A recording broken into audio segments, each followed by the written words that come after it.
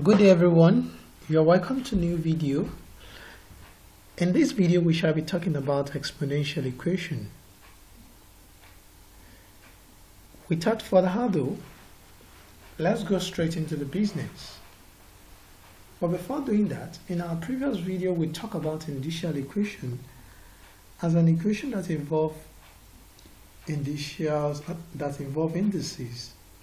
Equations that involve indices, but this time around we shall be talking about exponential equation. These are the equations that involve exponential expression. In most cases it's always another exponential algebraic expressions whereby you have a figure as well as a letter or a variable involved. At the end of the lesson, learners should be able to solve exponential equation leading to quadratic.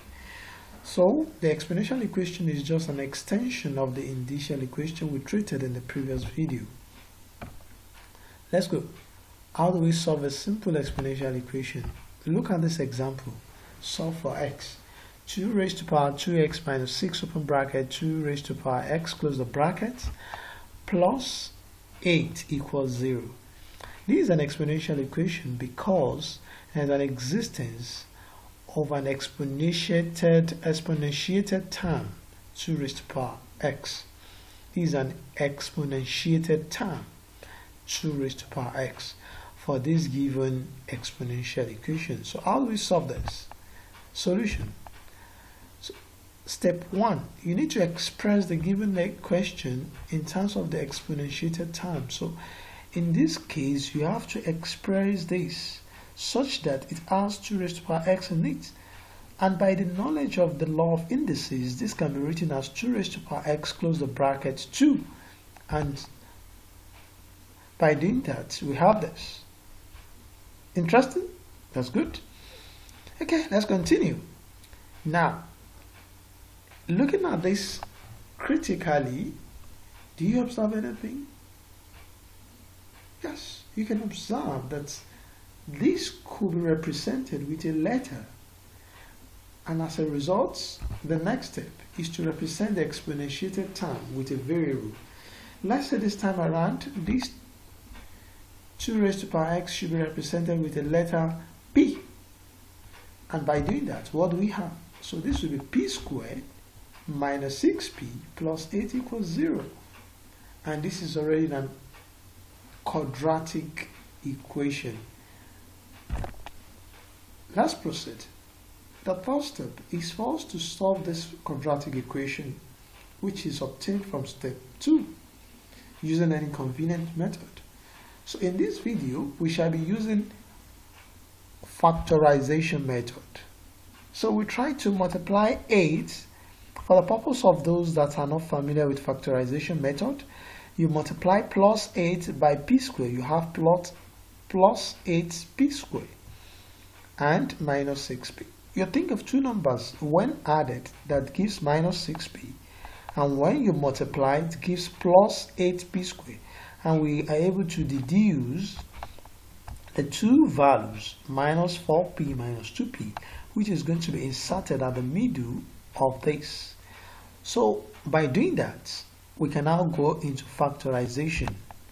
So by the time we factorize this, we have p open bracket, and be careful whenever you are using factorization method of solving quadratic equation, p comes out of this. This is if the letter should come out here, a number will come out here, and be careful whatever you have in the bracket here must be the same with this, such that when you open this bracket you have this. So you can see minus 2p minus times minus plus minus 2 times minus times minus plus 2 times 4 8. So don't let us spend much time on that, and by the algebraic factorization, you arrive at p minus 4 close the bracket p minus 2 equals 0, and solving that you have p equals 4 or 2. Do you think that is the end of the journey? No. Let's go. Next step. The next step is for us to substitute the value of p. Don't forget, our interest is to get the value of x, not p. So we need to substitute the value of p into the exponentiated term. Now let's consider the case when p is 4. From the previous solution we got, if you can see we get p to be 4 or 2. So now let's look at a case when p equals 4. What happens when p is 4? That means 2 raised to power x equals 4. And if 2 raised to power x equals 4, it implies 2 raised to power x is equals to 2 raised to power 2. The 2 cut out and we have the power x equals 2. The same thing when p is equals to 2. You can see that 2 raised to power x equals 2, which implies 2 raised to power x. 2 can also be written as 2 raised to power 1. The 2 cut out and we have x to be equals to 1. Interesting? So finally, we'll get the solution. X is equals to 2 or x is equals to 1. And we come to the end. Can you see? Now, the beauty of solving any algebraic equation, be it a simple equation, be it an exponential equation, be it an indicial equation, is the ability to test whether the solution you have obtained is valid or not. To test whether the solution we have obtained is valid, we need to substitute the value of x equals to 2 into the given equation. I'm doing that. You can see x has been substituted to be 2. If you open this, you have it 2 times 2, 4. Here also x has been substituted to be 2. You have 6 minus 2. You can see 6 raised to power 2 raised to power 2 is 4. That is 6 times 4. This is 2 raised to power 4. That gives 16. 16 minus 24 plus 8. 16 minus 24 is minus 8. Minus 8 plus 8. 0. Wow. So the left hand side is equal to the right hand side. So the same thing applicable to when x is equals to 1. Boom. Interesting.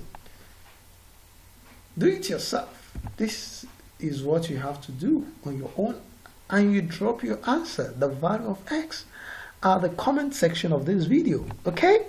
Let me give you an hint. Don't forget, in this case, you have to express this in this form. Boom! And you represent your exponentiated value with a letter P, Q, M, whatever you think is convenient for you. You solve quadratically and you get your answer. Substitute back into the exponential term and you get the value of x. Happy working. Good luck. Bye for now.